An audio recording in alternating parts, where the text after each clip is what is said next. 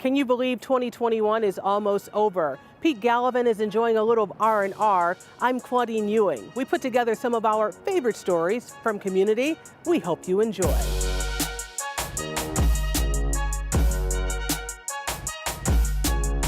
And what a year it was politically. Buffalo's mayor lost a primary race to a political newcomer, and it set off a campaign for the general election that was like no other.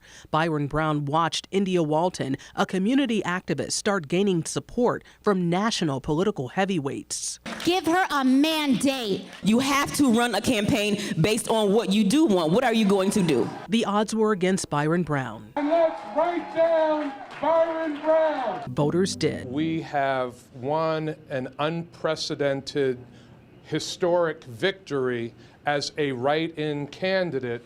Expect to see more of India Walton in 2022. I will continue to fight for everyday Buffalonians who are struggling to make ends meet. Brown starts his 5th term in January.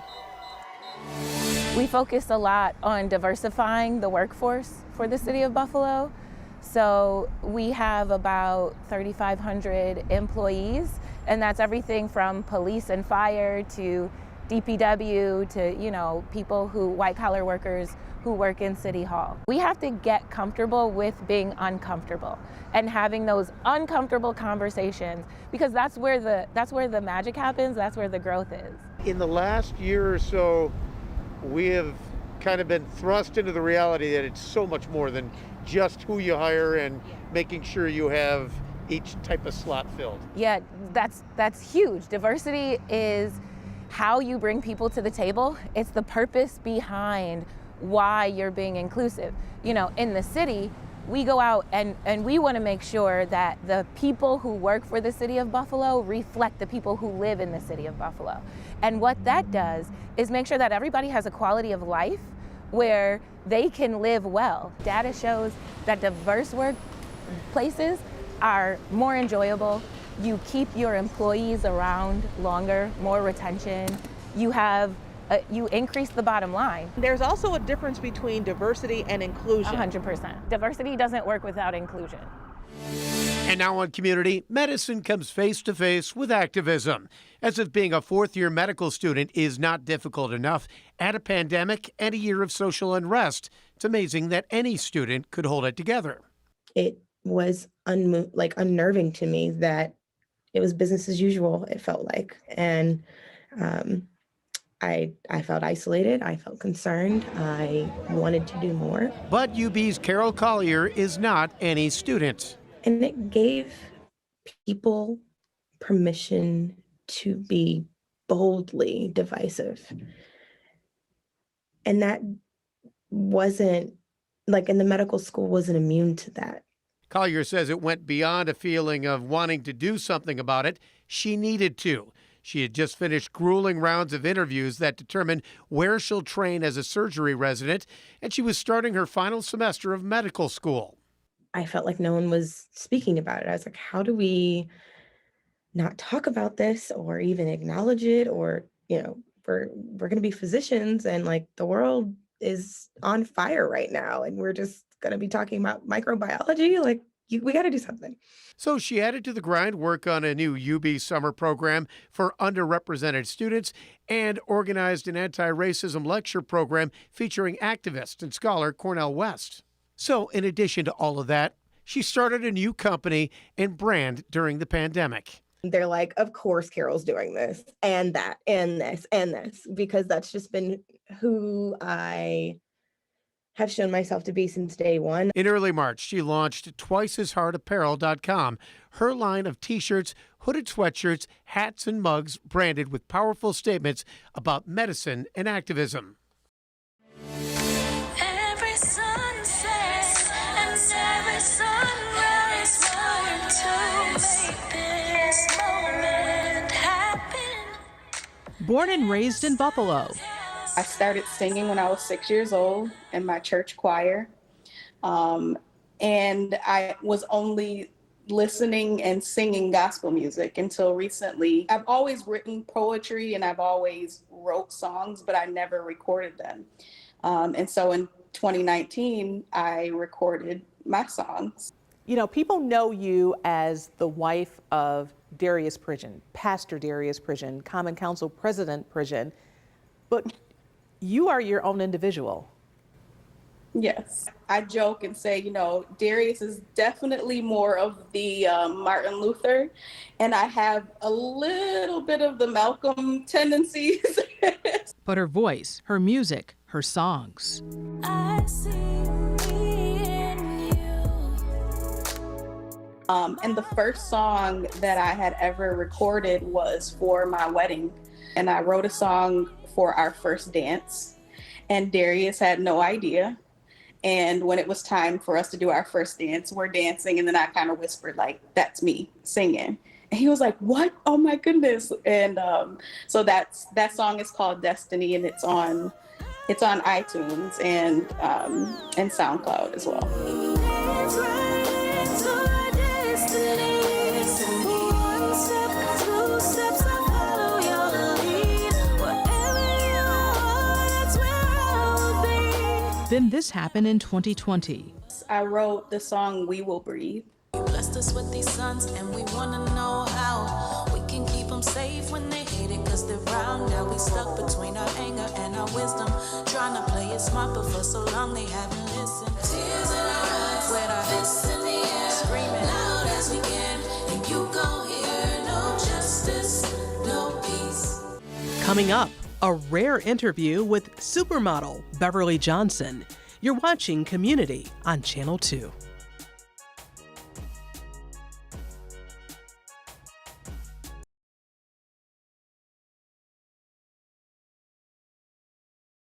I was born and raised in Buffalo, New York.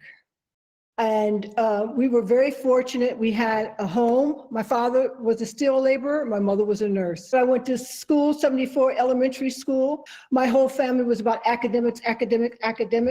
And I loved to make the honor roll at Bennett. I was an athlete, and I was the lifeguard at Beaver Island. You know, I worked at the YMCA teaching swimming. You know how many people I taught to swim? I mean, I'll be walking down the street in Buffalo and go, Beverly, Beverly, Beverly. I said, oh, they know because I'm a model. They said, you taught me how to swim. One of my biggest accomplishments is teaching so many people how to swim in Buffalo, New York. While studying at Northeastern University, some students put the bug in her ear to try modeling. They literally picked up the magazine and showed me a girl, a blonde girl with her hands on her hips. She said, and they make $75 an hour. I was like, for standing there with your hands on your hip? I said, my father makes $75 a week. My mother went against my father's wishes. We went to New York. My first job was Glamour and Vogue magazine.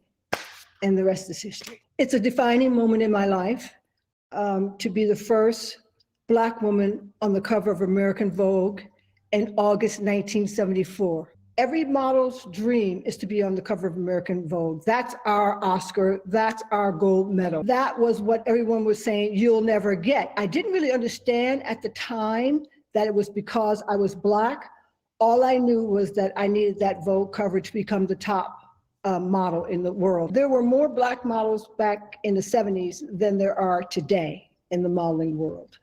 And what I tell models, if you want to do it, do it. One of the requirements for modeling is a slim figure. Unless, but now we have plus size models, and my daughter went on to be the number 10 plus size model in the world. So we do have options now that we didn't have before. Buffalo is a wonderful place to grow up. It's a wonderful place to raise a family, good family values. I was very blessed to have an amazing mother and father and my sisters and brothers. My best friend got an opportunity to teach at Bennett High School, and she's doing probably what I would have done, teach physical education if I hadn't become a lawyer or a model. I still have nieces and nephews that are in Buffalo. Henri Muhammad, who is a concert violinist. I tell Dada, that's my best girlfriend in the world, Yvonne Bratton, we call her Dada, that I would want in Buffalo is a school named after me. Auntie, mom, grandma, and still a 68-year-old beauty. For all of those, you know, little Black girls that have dreams that, yes, you can make it too. We introduced you to Buffalo's Poet Laureate on commUNITY a few months ago. People listen.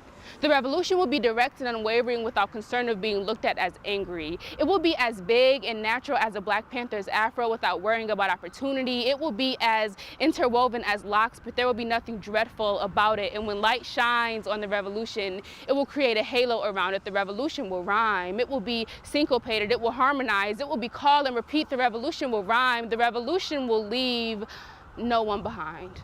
Jillian Hainsworth is back, and she has a partnership with KeyBank. She will place little libraries across Buffalo's east side. The libraries are being built by young people. KeyBank stepped in to make the Buffalo Books Project happen. Buffalo's Poet Laureate can continue to lift up her community and doing it through literacy. The revolution will rhyme. It will hold your attention and retain your momentum. It will float like a butterfly and sting like a bee. It will hit even harder than Muhammad Ali. It will stand on the shoulders of those who died on their knees, screaming, "You can take me from my freedom, but you can't take my freedom from me." The revolution will hold this city, this state, this country accountable, forcing it to keep its promises. It feels surreal because I was an assistant in this office for so long. I know the courts, I know the district, I know the people, I know the law enforcement agencies.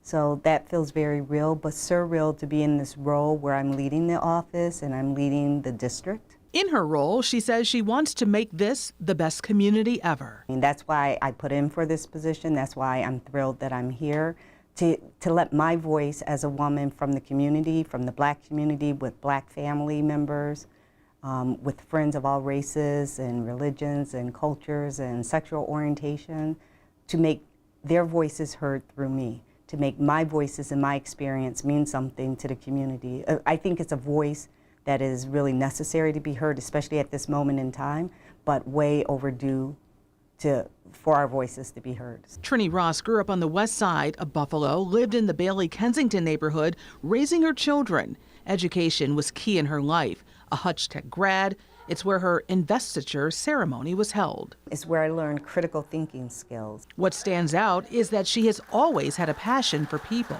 I wanted to be a doer, hands-on. I wanted to do something about crime in society, not just learn about it, theorize about it, and teach other people about it. Fast track to UB Law School, and she worked in the public defender's office for legal aid. What I saw was some systemic problems in the system. Why so many arrested often had the same charges. What I wasn't able to do as a defense attorney, would not be able to do as a defense attorney, is make systemic changes where the changes needed to be made. And that's when I switched gears and realized I need to be part of the institution of prosecutors, to be able to be on the inside saying, well, we should question certain things when we see them. As an assistant in the U.S. Attorney's Office, she worked on about 800 cases, focusing on white-collar crime, labor trafficking, human trafficking. Anything that is a victim crime, I'm passionate about, and that's something that, this office should be focusing on, using our resources on. What is your message? Well, my message would be, if you want to take the chance to do that in this district, I will spend all the resources necessary to make sure you cannot harm another person. Those trafficking survivors are some of the most amazing women, and in my experience, they have all been women, they can be men too, that I have ever met. They're resilient, they're smart, they're capable, they need a chance. What have you learned from your 23 years in this office that's going to make you stand out? I done the work. So I have an understanding, a knowledge base of how it works and the best way to work within the system. And I hope to share that, and I hope that the folks in this office listen to what I have to say, because I truly feel like I have something to offer. Do you feel that you have to fight for respect? I don't. I don't feel like I have to fight for respect. At least from the people who know me. But honestly, Claudine, I've never felt that way. I felt that if someone didn't respect me, that was their prerogative, and they have the right to not respect me. But when I got done showing them who I am, they respected me. She was passed over in the past for this position. It wasn't my time. It was Bill Hochul's time, and I went to work for Bill Hochul as an assistant in this office. And Bill Hochul was the one who started promoting me, so he saw the value in what I had to give, and I thank him for that. And this time, it was my time.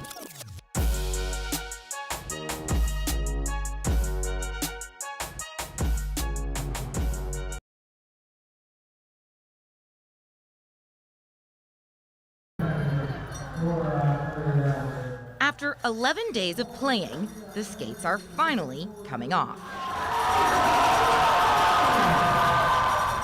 The 2021 11-day power play was a success, and that's just putting it lightly. Just ask our very own Pete Gallivan, who clocked 90+ hours on the ice, skating alongside other players who, like him, are passionate about finding a cure for cancer. The emotions are unbelievable. I'm looking at the Guinness World Record. I'm looking at the picture of my mom, my dad, my mother-in-law, my father-in-law, my friend from college. After 252 hours of skating, the game now holds the Guinness Book of World Records title for the longest played hockey game. To be able to hear that we're not only the first team from Buffalo, but the first team in the United States to get this Guinness record, it's just unbelievable. The 11-day power play was co-founded by Amy and Mike Lesikowski back in 2016, 8 years after Amy was diagnosed with an aggressive form of breast cancer at just 35 years old. Thanks to the staff and treatment at Roswell Park Comprehensive Cancer Center, Amy won her battle. In 2016, though, Mike lost his mother to cancer. It was out of their desire to give back to those working to find a cure for cancer that the couple created the first 11-day power play. They've prepared, they've trained. The camaraderie amongst all of them is really incredible. And they're all here for a reason. They all have stories, and this really allows them, a path to tell their story. So far, $2.1 million has been raised and counting. The number of people that came forward as sponsors, and it's just incredible. Emmanuel Sanders is known throughout the NFL as a passionate, hardworking, and talented veteran wide receiver. Now, with only 1 year in Buffalo, he's making a huge statement, not just on the field, but in our community. We have, Hawaiian bread, we have apples, we have potatoes, we have sweet potato pie, my favorite sweet potato pie. Thanksgiving, we get together with family, indulge in some of our favorite foods, and watch some of our favorite players hit the field. But before Bills wide receiver Emmanuel Sanders shifts his focus to the New Orleans Saints, he made it a point to not just give back to his team, but the community as well. Good Thanksgiving dinner for y'all, man. Thank you, we appreciate it. We know it's all love, man. Sanders surprised 2 families with Thanksgiving spreads. He took kids who lost a parent to Dave & Buster's for a night of fun, and he visited the Harriet Tubman School. It's only 2 or 3 hours out of my day, all right? It's not that much, but for me to go out and meet kids and talk to kids and, come across paths with kids, I could only imagine if an NFL player would have came to my school. A chance encounter at an Astros game helped show Sanders the importance of helping others. And he's also getting his family involved in that spirit of giving. I'm paying it forward, but also I got my 2 kids with me who's also seeing kind people and good mannered people, and giving back goes a long way. They're growing up totally different than me, right? And so my biggest challenge is making sure that they have great manners. Number one, great manners, because I feel like if you have great manners, and obviously at some point you're gonna end up being a good person, right? A message that he shares with anyone who will listen, to spread positivity, motivate, and encourage the next person, no matter the age. And one day after covering the Thanksgiving Day game, our sports anchor Ashley Holder delivered twin girls. The mom of 2, Malia and Mackenzie, they're healthy, keeping Ashley up at night. She'll be back on the air in 2022. We are inside of the Parkview Soul Food Restaurant. This place is historic in Buffalo, right? It's the old Sharp Schiller Park restaurant. Why did 2 women, mother and daughter, decide to do a restaurant? Because you have your own careers. We wanted to rejuvenate the neighborhood and bring back this place, and it was a sore eye. But once we finally got it, we came down here. Me and my mom and my stepdad, we put the floors down ourselves. We did drywall. November 1st, 2nd, and 3rd, Restaurant Impossible was here, and they did a total makeover for us. It was the most amazing experience. This mother-daughter team are at the end of their rope. What are your specialties? Our specialty is our fried haddock fish and our fried ribs. They fly out the door. It's our macaroni and cheese, our spicy green beans. We rock the kitchen by ourselves most times. Just the two of you? Just the two of us. Yesterday it was just the two of us. I have 2 hobbies that I'm fortunate to get paid for. She has 2 hobbies that she's fortunate to get paid for. I don't get tired when I'm here. I don't get tired when I'm at the bank. And she loves her students. When we cook, we're in there dancing, we're in there singing, and we're having fun. We're enjoying what we're doing. So it truly is from the soul. And we need someplace affordable for people in the community to come.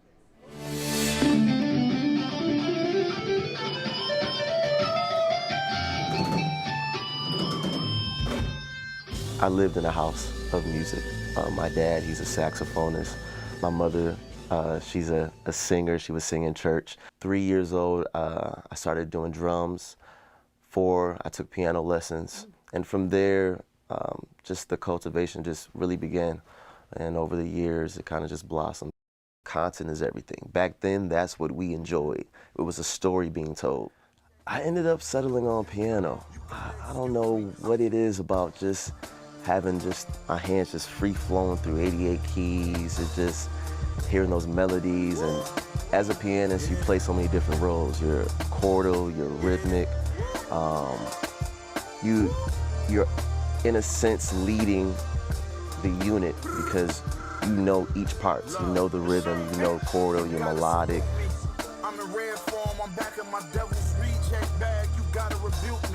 I attended Berklee College of Music for 4 years. I had a music business degree. That was incredible time. A lot of the music that you hear now and bands that you see performing on big TV shows, those are actually my friends. Over the past 12 years, I've been able to travel with saxophonist Najee. I toured with Will Downing. I toured with Pieces of a Dream. It's just, I've seen the world with so many different artists. I had an opportunity this year recently to work along with Doja Cat for her Grammy performance. Even this year, being able to work with Cammy Clooney from The Voice. What's next for you? Well, I'm focusing more right now on production and engineering. I was blessed to be able to work at GCR as an engineer and producer, as well as my own production company, Offer You Music Group. That really is my passion in my heart right now. I get my drive in help curating a sound for an artist, taking the time to produce, write, arrange. Those things build your legacy. I'm focused on, trying to help my city, in their musical journey. Today it is Griselda. Yes. It's your Cammy Clooney's, it's, your grab. I pride myself in is staying true to my voice and my sound. It's very, very easy to conform to what we hear because it's the cool thing to do or it's viral. But music for me always has been an opportunity and a space for substance, Say what you want, express how you feel, be true, be pure about it.